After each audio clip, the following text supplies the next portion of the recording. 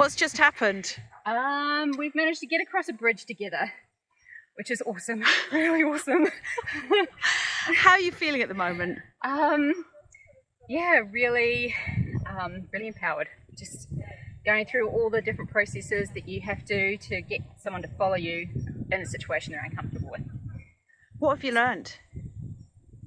I have to be really clear about what I want, and I've got to follow through when that doesn't happen. Yeah. How has this last 2 days made you a better leader?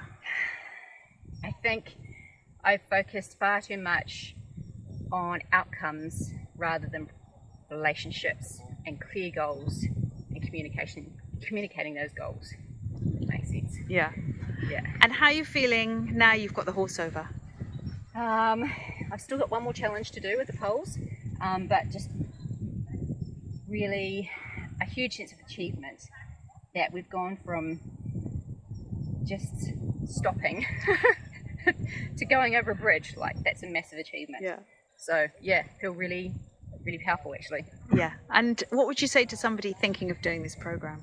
I think this program, I don't think it matters what you're doing in life, whether you're a leader or a potential leader.